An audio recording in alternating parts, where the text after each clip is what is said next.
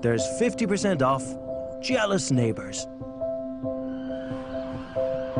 There's 50% off quieter moments.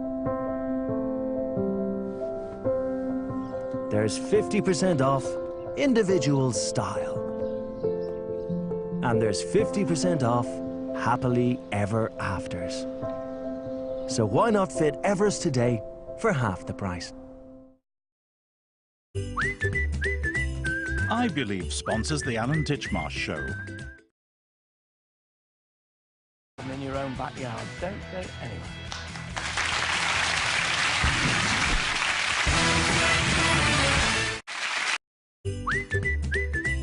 I Believe sponsors the Alan Titchmarsh Show.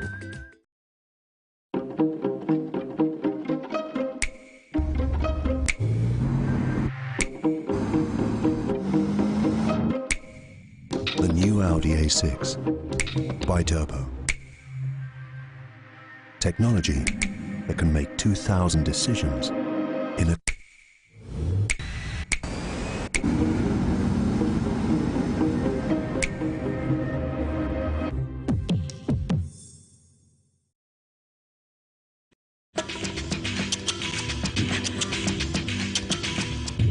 Cats will love new Whiskas Bite and Chew. Roughly chopped meaty chunks packed into a delicious pate for loads of bite and chew satisfaction.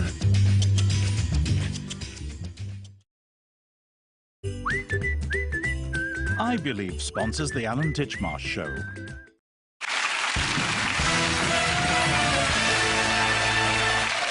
Lovely to have you back. Still to come, it's Full Steam Ahead with Arlene Phillips getting her skates on for Starlight Success, and the cast of the West End stage show Singing in the Rain perform Good Morning in the afternoon. But first, over the summer, I've been busy transforming people's gardens.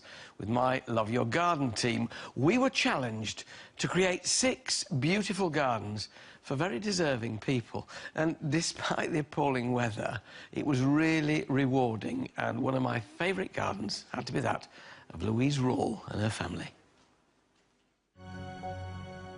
Good morning. Oh, good morning. How are you? Bye.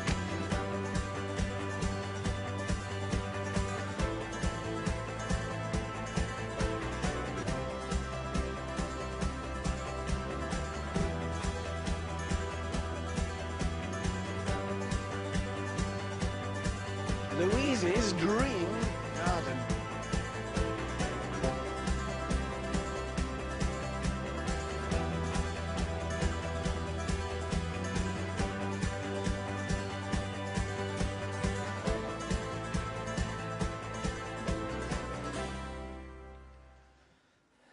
It really was one of my favourites when it was finished. I'm joined now by one of the team who worked alongside me on that garden, Francis Tophill.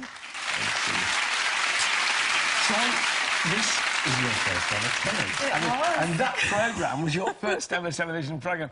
How different was it to what you imagined? Very different, a bit daunting, but actually it was so much fun. It was fine. Because you sort of forget about the telly after a while. You do, you just get on with gardening like we used to.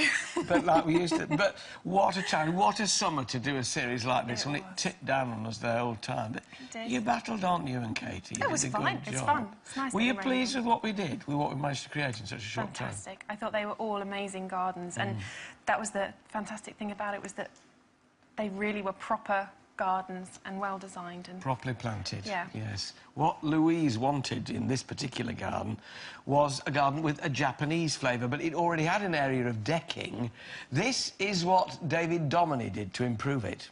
The one thing about timber outside is it's not really meant to be lying down flat and horizontal. Most of it's vertical. So by being horizontal, it means when the sun bakes down, it cracks and splits the wood. And then during the winter, we get a massive amount of water and moisture on the surface where mould and things grow. So we need to clear all of that off and expose the pores of the timber and the grain too, so we can transform it and make it look fantastic. That'll do the job. I know you're liking it. Now, the key thing is when you're looking to apply this, you should really work it well into the timbers, around where the nails are, if there's any cracks, and it seeps through the pores of the wood. It's protecting and sealing and giving it that Oriental noir. Oriental noir. He's a man with a Turner phrase, isn't he? Because a lot of people don't like decking. It gets a lot of stick. No, they don't, and it has got its problems in the rain and things like that. But an alternative, if you don't like it, can get a bit slippy, but can get slippery. This is black limestone. God, it's hefty stuff, isn't it? It is. So it's not slate at all. It's not. Proper It looks black, like slate. sawn on that side, Yeah. and then sort of riven on this side.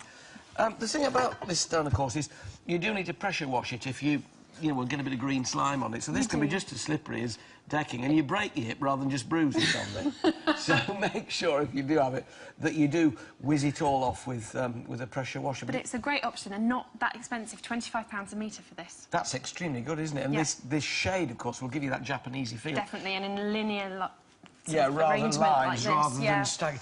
But if you do want an alternative to wooden decking, Francis, you brought this along, which is one. It looks like wood. We've got the pattern on it, but if you look at it here, you can see it's quite.